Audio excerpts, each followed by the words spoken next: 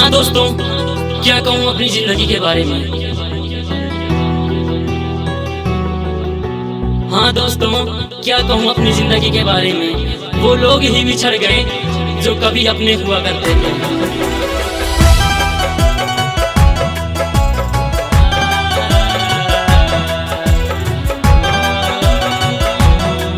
जिंदगी में किसी से प्यार मत करना, जिंदगी में किसी से प्यार मत करना, और हो जाए तो कभी इनकार मत करना। निभा सको तो उस रास्ते पे चल के निभाना, वरना किसी लड़के का जिंदगी बर्बाद मत करना। बेवफा तू बाड़ू हमके काहेला कहेले, बेवफा तू बाड़ू हमके काहेला कहेले। कहत रहल तू ही हमके कहत रहल तू ही हमके दिल से मरेलू। बेवफा तू बाड़ू हमके काहेला कहेलू, बेवफा तू बाड़ू हमके काहेला कहेलू।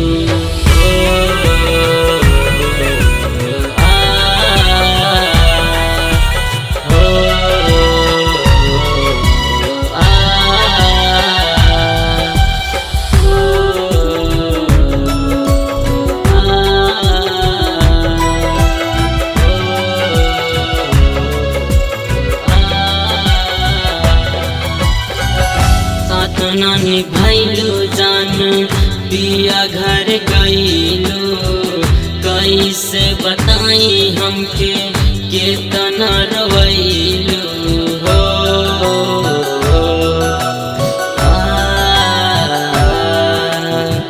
सात नानी भैलू जान पिया घर गईलू, कैसे बताई हमके कितना रोइलू। पियावा के कोरा में तू गोरी रे, पियावा के कोरा में तू हरदम रहेलू।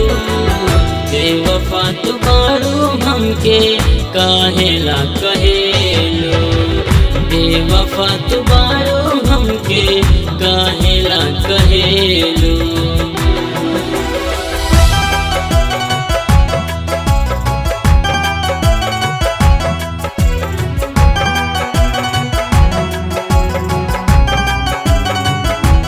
जाते थे कसम मेरे नाम की, खा जाते थे कसम मेरे नाम की।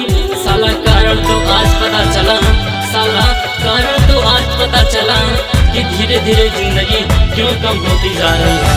दूर रह के हो जान काहे तो सतावेलो, सोती जब राती में तो सपना में आवेलो हो।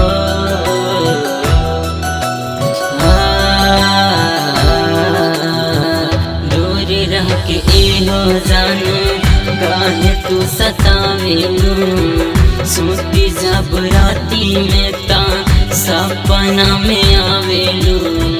सह नहीं पाइब हम तू गोरी रे, सह नहीं पाइब हम ता जमाना तू पाइलू। बेवफा तू बाड़ू हमके काहेला कहेलू, बेवफा तू बाड़ू हमके काहेला कहेलू।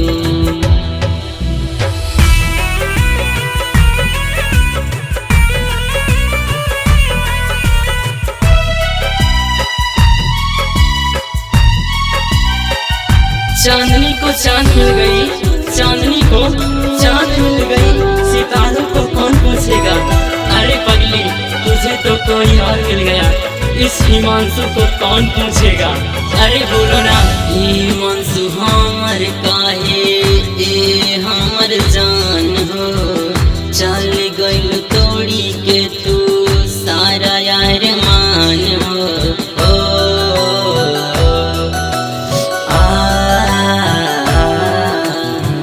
हिमांशु हमर काहे ए हमर जान हो, चल गइल तोड़ी के तू सारा यार मान हो। रवि